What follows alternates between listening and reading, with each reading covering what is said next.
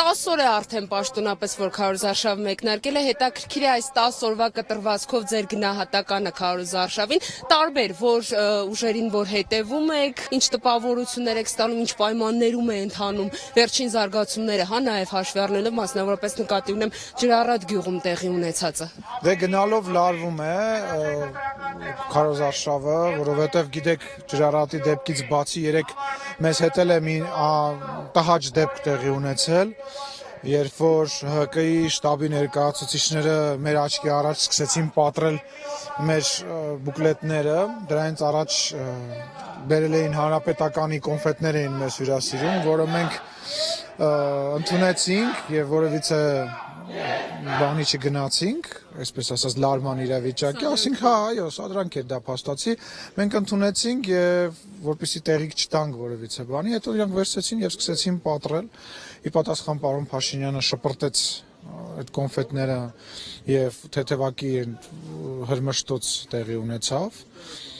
Ես վստահ եմ, ցավոք սրտի գնալով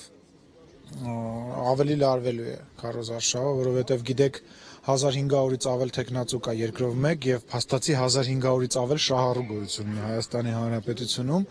շնորհիվ Սերժ Սարգսյանի այս նոր վերարտադրմանը միտված ընտրական օրենսգրքի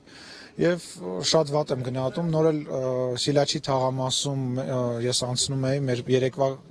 փակցված պաստառն եմ պատռել ես պատրաստում եմ դրա հետ կապված զանգահարեմ ոստիկանություն Մասնավորապես որ տեխնացուին է Ընդհանուր պաստառ էր, որտեղ պատկերված էին առաջի 3 համարները, Էդմոն Մարուկյան, Արամ Սարգսյան, Նիկոլ Փաշինյան, եւ դրա հետ կապված պատրաստվում եմ դիմել ոստիկանություն։ Շատ բացասական եմ գնահատում, հուսանք, որ այդ աստիճանը չի բարձրանա լարվածության, բայց ավաղ կարծում եմ բարձրանալու է։ Շատ լավ, իսկ ընդհանուր մթնոլորտը ընտրությունների նկատի ունեմ մասնավորապես քաղաքացիների տրամադրվածությունը ինչպես է գնահատվում, որտեղ նկատելի է կարծեք թե համենայն դեպս որոշ տեղամասերում նկատում ենք, որ քաղաքացիները հետաքրքրված չնեն ամեն դեպքում, ինչ ընտրություններ են, թեպետ գիտեն, բայց ամեն դեպքում ընդհանուր ապաթիայի մթնոլորտ նկատում եք եւ այս պայմաններում նման հանգամանքներում ինչ շանսեր կան կուսակցությունները, դաշինքները, որքանով են հետաքրքրում հասարակության ընտրողներին։ Գիտեք, իշխանության ամենա հետաքրքիր հնարքներից մեկն է այդ անհավատությունը խորացնելը, որ այդ արտահայտություն կա այ մարդ, որ մեկը որևիցե բան չի փոխվի եւ այդ արտահայտության պատճառով մենք մեր պատմության ընթացքում մշտապես տուժել ենք։ Եվ հիմա մենք նույնպես տուժելու ենք, որովհետեւ տեսեք, եթե 40-45% կա բնակչության, որը հստակ չի քվեարկում, եթե այդ մարդիկ քվեարկեն, իշխանությունը ուղղակի որևիցե բան չի կարող անել։ Եթե մարդիկ գնան քվեարկության մեծ քանակով, մասնավորապես երիտասարդությունը եթե գնա քվեարկության, հավատացեք, թվերը լրիվ այլ կլինեն։ Բայց վերջի տարիների այս ընտրությունները, որի բնական է մեղավորությունը նաև ընդդիմություն ունի,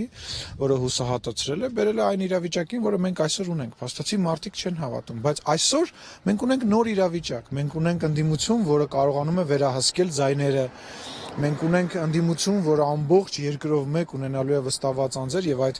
բերված քվեին տեր է կանգնելու։ Ու հիմա մենք պետք է մարդկանց ապացուցենք, որ դա շատ կարևոր է, որ իրանք քվեարկեն։ Իսկ այն բոլոր մարդիկ, որոնք չեն գնում ընտրություններին, նրանք ուղղակիորեն քվեարկում են ՀՀԿ-ի օգտին։ Խոսքը չի գնում նրա մասին, որ իրանց տեղը կքվեարկեն, ոչ, ամենևին։ Իրանք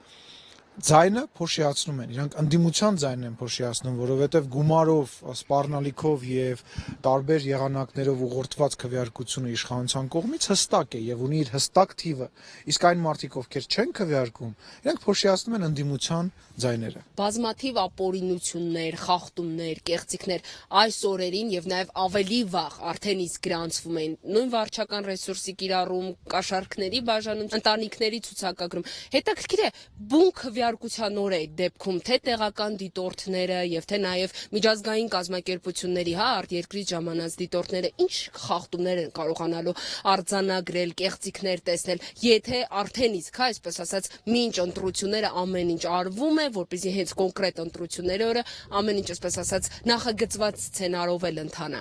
Գիտեք ինչ, դիտորդները ես զրուցել եմ նաև դիտորդների հետ տարբեր երկրներից ժամանած, ինչպես ԱՊՀ երկրների դիտորդներին, այնպես էլ ԺՄԻԿ դիտորդների հետ եւ իրանց համար արդեն իսկ պարզ է, որ շատ մեծ ռեսուրս է եւ գումարներ են ծախսվում այս ընտրությունների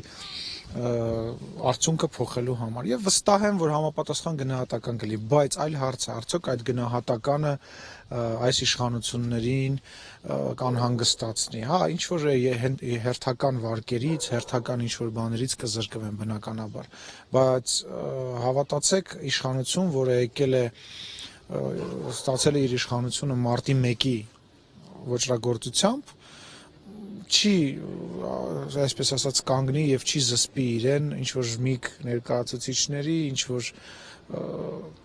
ԱՊՀ դիտորդների պարագայում։ Այստեղ այլ խնդիր է, որ մենք դրա պատճառով շատ մեր երկիրը շատ մեծ վնաս է կրելու բանակցային process-ում մենք շատ մեծ բացասական երանգ ենք հաղորդելու մեր դիրքորոշմանը, ինչպես նաև դուք գիտեք, որ մեր առավելություններից մեկը մեր հակառակորդի առաջ դա այն է, որ Ադրբեջանը մեծ մասամբ ոչ ժողովրդավար երկիր է եւ մեր, այսպես ասած, բախտը բերում է այն առումով, որ մենք ուղղակի մի քիչ ավելի ժողովրդավար ենք ու նման ընտրությունները, նման բաները հավատացեք որևիցե բանով չի տարբերվում կնոջը փոխնախագահ նշանակելու Ալիևի գործողությունով։ Այսինքն, երբ որ դու վարկաբեկում ես քո երկիրը, ժողովրդավարությունը դու վարկաբեկում ես, կարող ես նաև կնոջդ նշանակել